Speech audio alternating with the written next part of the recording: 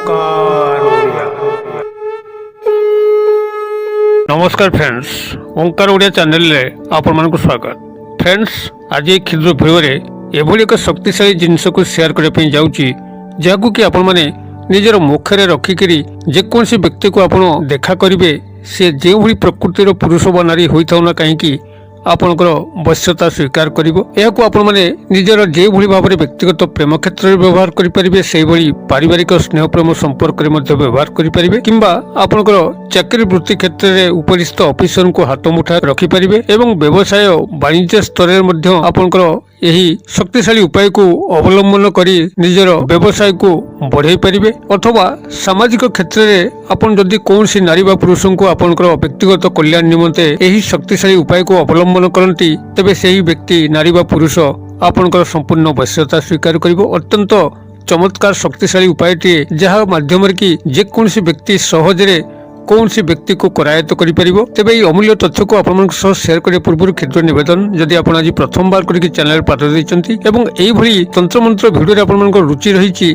तबे चैनल कड़े थिबा लाल कलर सब्सक्राइब बटन को क्लिक करी बेल आइकन को क्लिक करी एवं ऑल नोटिफिकेशन पर क्लिक करी चैनल को सब्सक्राइब कर नियंतु, जेभली कि आमे जेतल मध्ये एई भली भिडियो आपनक सेवा रे अपलोड करिवो तार नोटिफिकेशन आपण पाखरे सर्वप्रथम पहुंचिबो एवं से सब को आपण माने अत्यंत सहज देखिक किछि ज्ञान आहरण करि परिबे। तबे फ्रेंड्स, एबे सुन नजर पकेबा एही शक्तिशाली जिनसर स्वरूप कोन, जहाकू कि आपण मन निजर मुखरे रखिकरी कोनसी व्यक्ति सह कथावार्ता कले से आपनकर वश्यता स्वीकार करिवो। तेबे एही जिनसटी को आपण माने जेतबेले मुखरे रखिबे गोटे स्वयं सिद्ध मंत्र, जहाकू कि आपनकर सिद्धि करिवार आवश्यक नाही, केवल गोटे थर ही आपण उच्चारित करिवे मन मने से व्यक्ति सह कथावार्ता कला बेले देखिबे से व्यक्ति पुरुष हो बा नारी आपनकर संपूर्ण वश्यता स्वीकार करिवो। तेबे आपण माने एही क्रियाटी को जेकोसी शनिवार थारु ही आरंभ करिवे एवं क्रमागत भाबरे आपण 11 दिन पे एही क्रियाटी को संपादन करिवे। तेबे आपण मान जदि कोनसी कारणवशत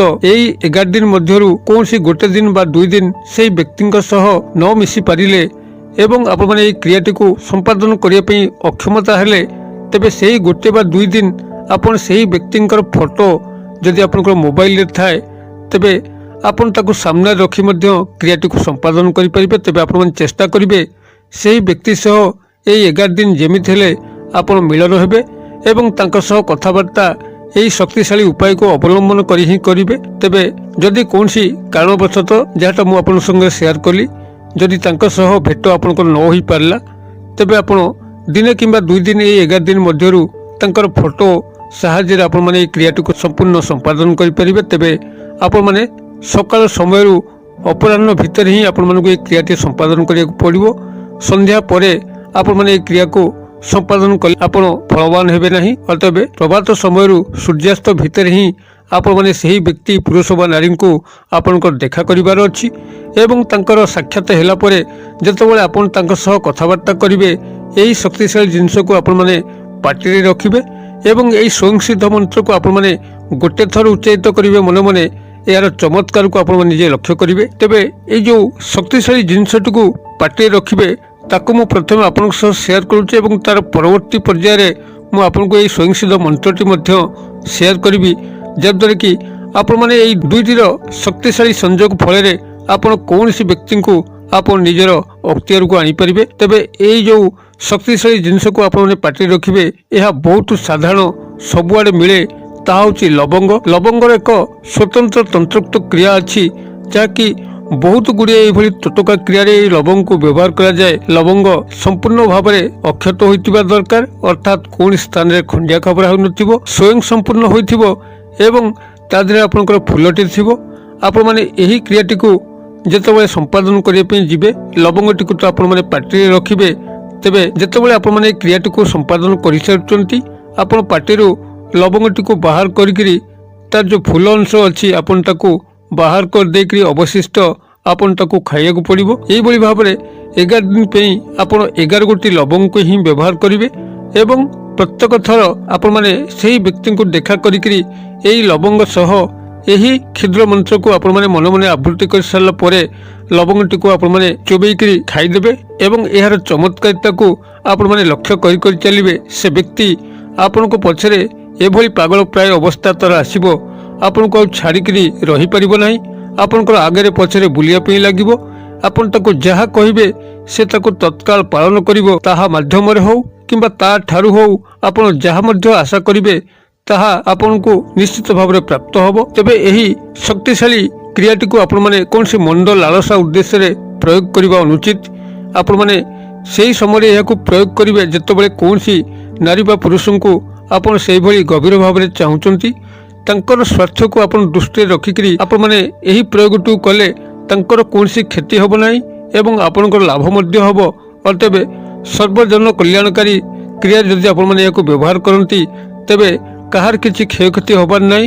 ଯଦି ଆପଣ ପ୍ରେମ ପ୍ରଣୟକୁ ସଫଳ କରିବା ପାଇଁ ହେଉ କିମ୍ବା ବିବାହ କରିବା ପାଇଁ ହେଉ ଯଦି ଆପଣମାନେ ଏହାକୁ ବ୍ୟବହାର କରନ୍ତି ସେଭଳି ଯଥୋଚିତ ଜାଗାରେ ବ୍ୟବହାର କରିବେ, ଯେଭଳିକି ସେହି ପୁରୁଷ ବା ନାରୀଙ୍କୁ ଆପଣ ଯେତେବେଳେ ବିବାହ ବନ୍ଧନରେ ଆବଦ୍ଧ କରିବେ ଯେଭଳିକି ତାଙ୍କର କୌଣସି ବ୍ୟକ୍ତିଗତ ମାନ ମର୍ଯ୍ୟାଦାକୁ ଆପଣମାନେ କ୍ଷୁଣ୍ଣ ନ କରନ୍ତି ସେଥିପ୍ରତି ଦୃଷ୍ଟି ଦେବେ। ଆପଣଙ୍କର ସମକକ୍ଷ ଜାଗାରେ ଏବଂ ସମମର୍ଯ୍ୟାଦା ଜାଗାରେ ଆପଣମାନେ ଏହି ଶକ୍ତିଶାଳୀ ପ୍ରୟୋଗକୁ ବ୍ୟବହାର କଲେ ସମସ୍ତଙ୍କର ଲାଭ ହିଁ ଲାଭ ହେବ। ତେବେ ଆପଣମାନେ ଯେତେବେଳେ ଲବଙ୍ଗଟିକୁ ମୁଖରେ ରଖିବେ ଏବଂ ସମ୍ପୃକ୍ତ ବ୍ୟକ୍ତି ପୁରୁଷ ବା ନାରୀଙ୍କ ସାମ୍ନାକୁ ଯିବେ ତାଙ୍କ ସହ କଥାବାର୍ତ୍ତା କରିବେ, এই ଯେଉଁ ମନ୍ତ୍ରଟିକୁ ଆପଣମାନେ ଗୋଟେ ଥର ଉଚ୍ଚାରିତ କରିବେ ଯାହାକି ସ୍ୱୟଂ ସିଦ୍ଧ ଅଟେ। ଏହାକୁ ସିଦ୍ଧି କରିବାର ଆବଶ୍ୟକ ହିଁ ପଡ଼ିବ ନାହିଁ। କେବଳ ଏକ ଥର ହିଁ ମନ୍ତ୍ରକୁ ଉଚ୍ଚାରିତ କରିବେ ଏବଂ 11 ଦିନରେ ଆପଣ ମାତ୍ର 11 ଥର ହିଁ ଏହି ମନ୍ତ୍ରକୁ ଉଚ୍ଚାରିତ କରିବେ। ସେ ମନ୍ତ୍ରଟି ମୁଁ ଆପଣଙ୍କୁ ଆସ୍ତେ ଆସ୍ତେ ଡାକୁଛି, କାଗଜ କଲମ ବାହାର କରିକି ଟିପି ନିଅନ୍ତୁ, ଯାଦ୍ୱାରା କି ଆପଣଙ୍କୁ ଏହି କ୍ରିୟାର ସମ୍ପୂର୍ଣ୍ଣ ସମ୍ପାଦନ ପାଇଁ ଅତ୍ୟନ୍ତ ସହାୟକ ହେବ। ଲେଖନ୍ତୁ, ମୁଁ ଆସ୍ତେ ଆସ୍ତେ ଆପଣଙ୍କୁ ଏହି କ୍ଷୁଦ୍ର ଶକ୍ତିଶାଳୀ ସ୍ୱୟଂସିଦ୍ଧ ମନ୍ତ୍ରଟିକୁ ଡାକୁଛି, ଯାହାକୁ କି ଆପଣମାନେ ପାଟିରେ ଲବଙ୍ଗ ରଖିକରି ଏହାକୁ ଗୋଟେ ଥର ଲେଖା ଉଚ୍ଚାରିତ କରିବେ। ମନ୍ତ୍ରଟି ଆପଣଙ୍କର ଏଇଭଳି ରହିବ, ଓଂ ନମଃ ଭାସ୍କରାୟ ତ୍ରିଲୋକ ଆତ୍ମନେ ଅମୁକଂ ବଶ୍ୟଂ କୁରୁ କୁରୁ ବସଟ୍ ସ୍ୱାହା।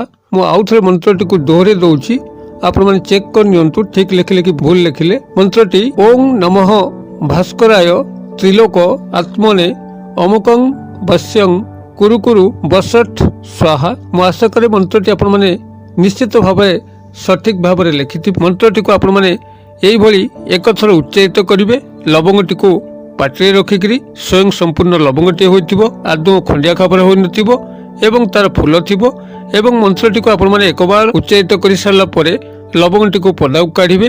ତାର ଫୁଲ ଅଂଶକୁ ଭୂମିକୁ ନିକ୍ଷେପ କରିକରି ଆପଣମାନେ ଲବଙ୍ଗଟିକୁ ଖାଇଦେବେ ଏବଂ ଏହି କ୍ରିୟାଟିକୁ ସମ୍ପୂର୍ଣ୍ଣ ଭାବରେ ସମ୍ପାଦନ କରିବେ। ଯଦି କୌଣସି କାରଣବଶତଃ ଆପଣ ଏହି 11 ଦିନରୁ କୌଣସି ଗୋଟେ ଦିନ ବା 2 ଦିନ ତାଙ୍କ ସହ ଦେଖା ନ କରିପାରିଲେ ତେବେ ଯାହାଟା ମୁଁ ଆପଣଙ୍କ ସଙ୍ଗରେ ସେୟାର କଲି ଆପଣ ତାଙ୍କର ଫଟୋ କପିକୁ ଧରିକି ମଧ୍ୟ ଏହି କ୍ରିୟାକୁ ସମ୍ପାଦନ କରିପାରିବେ। ତେବେ ଆପଣ ଚେଷ୍ଟା କରିବେ ଏହି 11 ଦିନ ତାଙ୍କୁ ଯେମିତି ହେଲେ ଦେଖା କରିକିରି ଆପଣମାନେ ଏହି କ୍ରିୟାର ସ୍ୱୟଂ ସମ୍ପୂର୍ଣ୍ଣତାକୁ ବଜାୟ ରଖିବା ପାଇଁ। ତେବେ ଏହାକୁ ଯାହାଟା ମୁଁ ଆପଣଙ୍କୁ ପୂର୍ବରୁ କହିଥିଲି ପୁନର୍ବାର ଆପଣଙ୍କୁ ସ୍ମରଣ କରାଇଦିଏ ଯେ ଆପଣମାନେ ଏହାକୁ ପ୍ରଭାତ ସମୟରୁ ସୂର୍ଯ୍ୟାସ୍ତ ଭିତରେ ହିଁ ପ୍ରୟୋଗ କରିବେ। ସନ୍ଧ୍ୟା ପରେ ଏହାର ବ୍ୟବହାର ନିଷେଧ।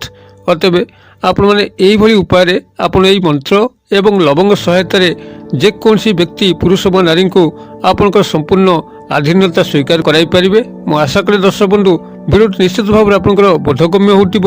ଯଦି ଭିଡ଼ିଓର ବାର୍ତ୍ତା ଆପଣମାନଙ୍କୁ ଖୁସି କରୁଥାଏ ତ ଭିଡ଼ିଓକୁ ନିଶ୍ଚିତ ଭାବରେ ଗୋଟେ ଲାଇକ୍ କରନ୍ତୁ ଏବଂ ଚ୍ୟାନେଲକୁ ସବସ୍କ୍ରାଇବ୍ କରି ଏଇଭଳି ନୂଆ ନୂଆ ଭିଡ଼ିଓ ଗୁଡ଼ିକର ଦେଖିବାର ସୁଯୋଗ ନିଅନ୍ତୁ। ଭିଡ଼ିଓଟିକୁ ମଧ୍ୟ ସାଙ୍ଗସାଥି ମହଲରେ ଯଥେଷ୍ଟ ମାତ୍ରାରେ ସେୟାର କରନ୍ତୁ, ଯେଭଳିକି ସମସ୍ତେ ଏହି ସହଜ ଉପାୟର ଅବଲମ୍ବନ କରିକିରି ତାଙ୍କର ଜୀବନରେ ଯେଉଁ ଉପକାର ଆସିବ, ତାଙ୍କ ମୁଖରେ ଯେଉଁ ହସ ଟିକକ ଫୁଟିବ, ନିଶ୍ଚିତ ଭାବରେ ଆପଣଙ୍କୁ ଦେବାଦେବୀମାନଙ୍କର କଲ୍ୟାଣ ପ୍ରାପ୍ତ ହେବା ପାଇଁ ଲାଗିବ। ଭିଡ଼ିଓର କ୍ଷୁଦ୍ର ପରିସର ମଧ୍ୟରୁ ମୋତେ ଏଇଠି ଆଜି ବିଦାୟ ଦିଅନ୍ତୁ। ପୁଣି ଆପଣମାନଙ୍କ ସହ ଦେଖା ହେବ ଏଇଭଳି ଏକ ଶିକ୍ଷଣୀୟ ଭିଡ଼ିଓରେ।